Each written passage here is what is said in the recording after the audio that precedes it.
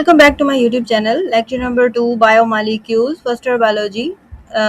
आज के लेक्चर में हम डिस्कस करेंगे about the carbohydrates. Complete lecture होने वाला है हमारा about carbohydrates and it's classification. So carbohydrates एक बहुत ही बड़ा इंटरेस्टिंग जो है वो एक टॉपिक है. So it will be divided into parts. So let's start our lecture. Carbohydrates क्या होते हैं? कार्बोहाइड्रेट्स के नाम से हमें पता लग रहा है कि कार्बन और हाइड्रेट मतलब वाटर. ठीक है, क्या है? कार्बन और वाटर के जो मॉलिक्यूल्स होते हैं उनको हम क्या कहते हैं? कार्बोहाइड्रेट कहते हैं. कार्बन हाइड्रोजन एंड ऑक्सीजन तीनों मॉलिक्यूल्स इसके अंदर जो है वो इंक्लूड होते हैं. Carbohydrate are naturally occurring organic compounds. Carbohydrate जो है वो ऑर्गेनिक कंपाउंड्स हैं, नेचर में पाए जाते हैं. The word carbohydrate literally means hydrated carbon. ऐसे कार्बन जिनके साथ वाटर अटैच होता है उनको हम क्या कहते हैं? कार्बोहाइड्रेट कहते हैं. Carbohydrates are synthesised as the primary products of photosynthesis. Carbohydrates जो है वो फोटोसिंथेसिस के नतीजे में बनते हैं. There is carbon dioxide plus oxygen और वो सारे मिलके क्या बना देते हैं? उनका केमिकल रिएक्शन होता है और हमारे पास क्या बनते हैं? कार्बोहाइड्रेट्स बनते हैं जो कि प्राइमरी प्रोडक्ट्स होते हैं. फिर उसके बाद उनको जो है वो डिफरेंट कंपाउंड्स में चेंज कर दिया जाता है जो भी बनाना होता है. बट फर्स्ट जो प्राइमरी प्रोडक्ट होते हैं वो कार्बोहाइड्रेट ही होते हैं.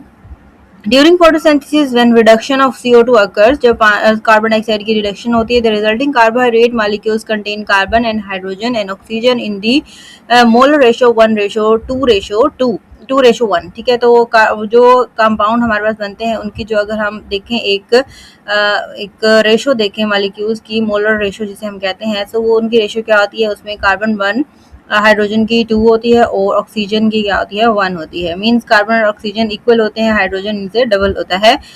तो अगर इसके जनरल फार्मूले की हम बात करें तो कार्बोहाइड्रेट का जो जनरल फार्मूला होता है एम्पिरिकल या फिर molecular formula, that is the CnH2O ice N. ठीक है, और N इसमें क्या होती है? Number of carbon. जितने नंबर ऑफ कार्बन होंगे उतने ही नंबर ऑफ हाइड्रोजन जो वाटर है उतने उसके अंदर जो है वो नंबर ऑफ वाटर होंगे. ठीक है, सो N is the number of carbon atoms. So this is the introduction and then we will talk about the classification of carbohydrates. Carbohydrates को classify किया जाता है उनके number of molecules की base पे. So carbohydrates also known as saccharide. Saccharide हम कहते हैं, लैटिन वर्ड सैक्रम से निकला है जिसका मतलब होता है शुगर. ठीक है, तो शुगर जो है वो उनको हम कहते हैं sugars are classified into 3 groups. Number 1 is monosaccharide, number 2 is disaccharide and number 3 is polysaccharide. अगर एक ही मॉलिक्यूल होगा कार्बोहाइड्रेट का, सेक्राइड का या शुगर का, तो वो क्या कहलाएगा? मोनोसेक्राइड कहलाएगा. अगर 2 होंगे तो डाइसेक्राइड और बहुत सारे होंगे तो वो पॉलीसेक्राइड. तो इन्हीं टाइप्स को हम 1 by 1 डिस्कस करते जाएंगे. So first type of carbohydrate is given below the monosaccharides. So mono means one, and these are also known as the simple sugar and are made of single sugar molecules. They are easily soluble in water. Water में बहुत easily solve हो जाते हैं, dissolve हो जाते हैं क्योंकि ये polar molecules होते हैं. ठीक है, organic molecules होते हैं and small in size होते हैं, तो इसलिए पानी के अंदर इनकी solubility ज़्यादा होती है. They may have 3 to 7 carbon. ठीक है, तो ये इंपॉर्टेंट याद रखने वाली बात है. इनके अंदर मैक्सिमम कितने कार्बन होते हैं? 3 to 7. ठीक है, 3 से कम भी नहीं होते, 7 से ज़्यादा भी नहीं होते हैं. They are further classified into sub groups. तो कार्बन के नंबर की बेस पे उनको मजीद सब ग्रुप्स में डिवाइड किया जाता है on the basis of number of carbon atoms.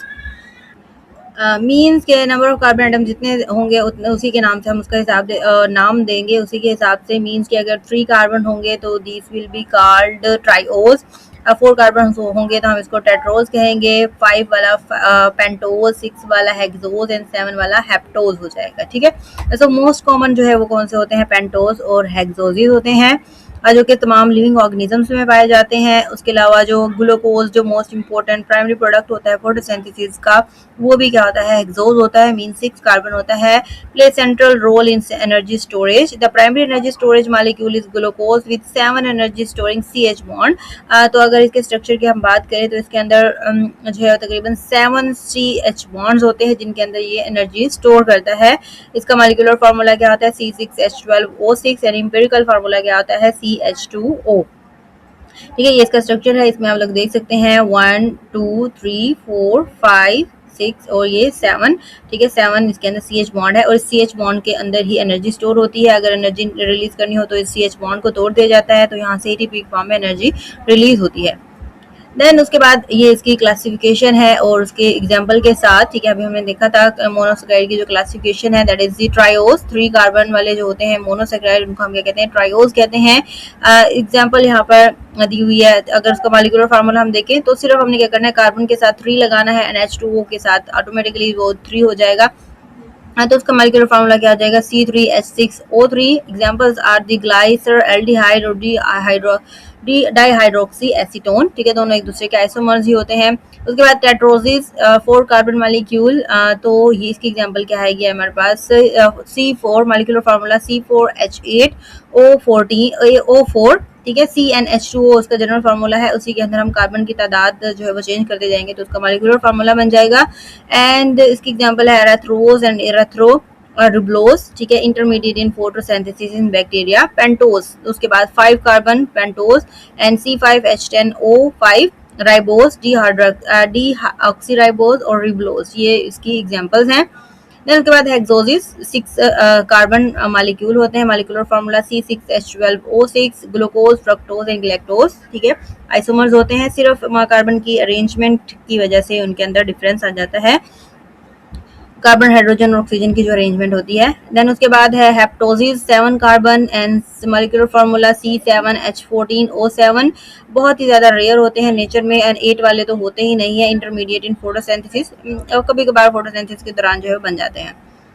Then उसके बाद आइसोमर्स ऑफ मोनोसेक्राइड। अभी मैंने आप लोगों को बात बताई कि जहाँ पर देखें मतलब मॉलिक्यूलर फार्मूला सेम है, ऐसे मॉलिक्यूल्स जिनका मॉलिक्यूलर फार्मूला सेम होता है बट उनका स्ट्रक्चरल फार्मूला डिफरेंट होता है, उन्हें हम क्या कहते हैं, आइसोमर्स कहते हैं। तो जो मोनोसेक्राइड्स होते हैं मॉलिक्यूलर फार्मूला तो सेम ही है सबका, लेकिन उनका जो स्ट्रक्चरल फार्मूला है वो डिफरेंट होने की वजह से वो एक दूसरे के क्या बन जाते हैं, आइसोमर्स बन जाते हैं।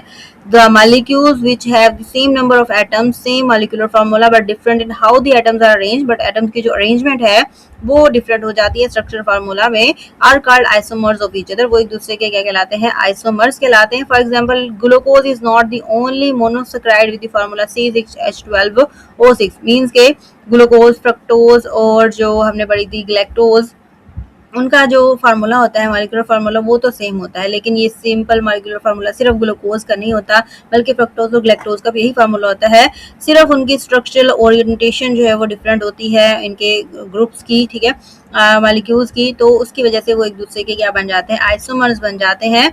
लाइक यहाँ पर हम देख सकते हैं, ठीक है, ये ग्लूकोज का स्ट्रक्चर फार्मूला है और ये फ्रक्टोज का। ग्लूकोज में क्या होता है, एक एल्डोज ग्रुप होता है, एल्डो ग्रुप मतलब aldehyde group that is CHO, और फ्रक्टोज में क्या होता है, कीटो ग्रुप होता है, दोनों लास्ट वाले कार्बन पे क्या होता है, कीटोन ग्रुप मौजूद होता है।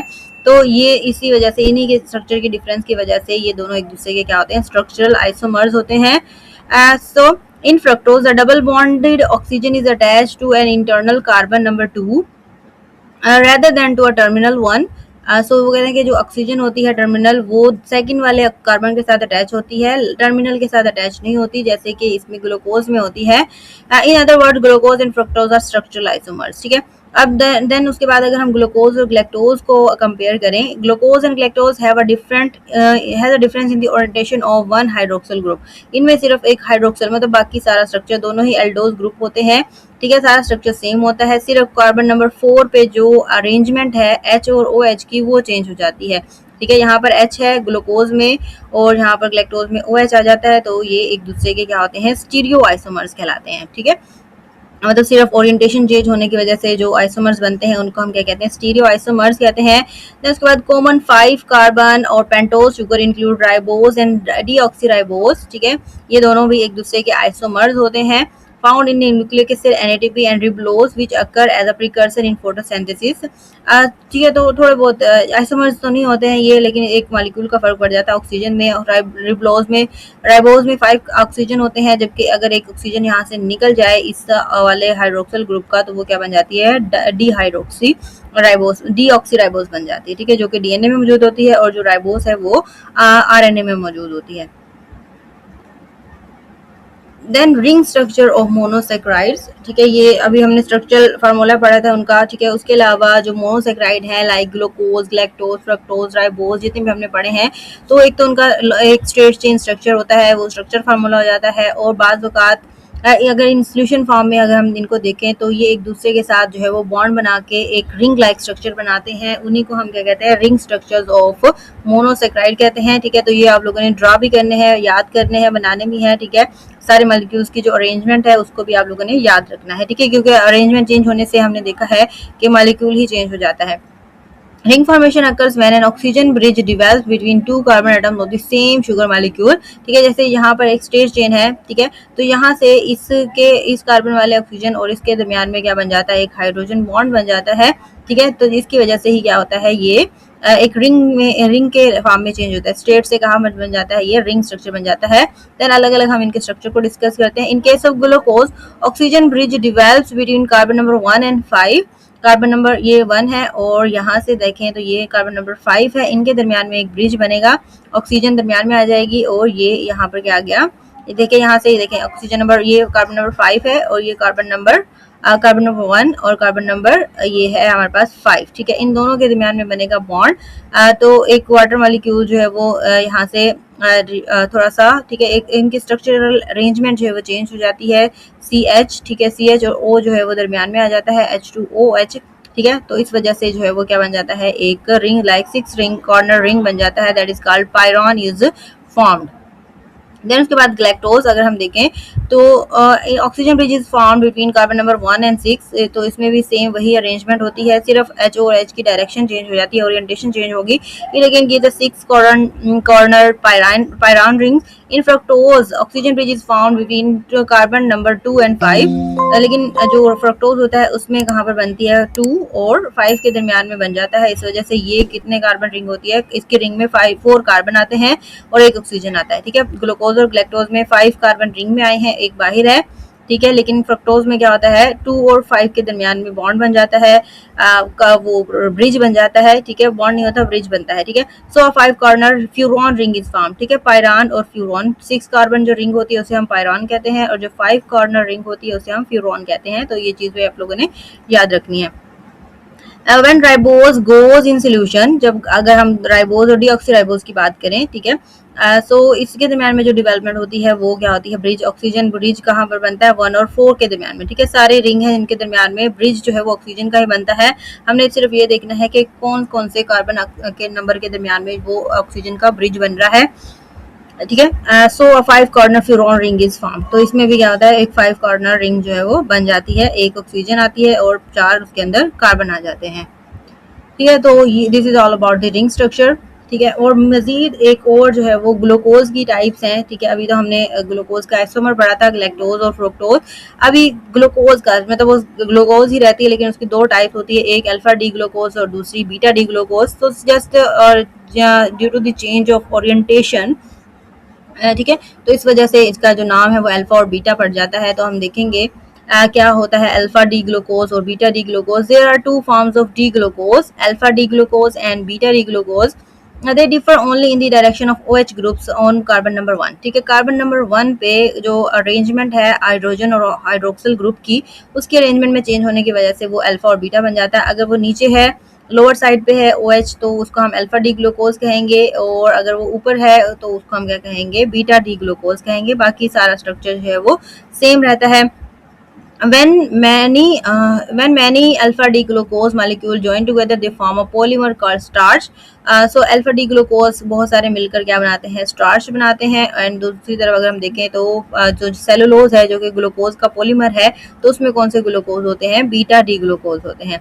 when many beta D glucose molecule join together they form a polymer called cellulose। तो इनके दरमियान में डिफरेंस आ सकता है, difference between alpha D glucose and beta D glucose. तो आप दोनों चीजें लिखेंगे, इसके दरमियान में सिर्फ एक मॉलिक्यूल्स की अरेंजमेंट पे डायरेक्शन में चेंज होता है। एंड अल्फा नीचे होगा तो अल्फा, ऊपर होगा तो बीटा OH ग्रुप। ठीक है, और ये जो है वो स्टार्च में का जो स्टार्च है वो अल्फा डी ग्लूकोज का पॉलीमर होता है, और जो सेलुलोज है वो बीटा डी ग्लूकोज का पॉलीमर होता है। ठीक है, Fisher and Haworth projection are 2 ways to represent the structure of sugar molecules। तो इनकी शुगर molecules की डायरेक्शन जो हमने देखी है अभी रिंग स्ट्रक्चर में देखी है, हाइड्रोक्सल की चेंज हो जाती है।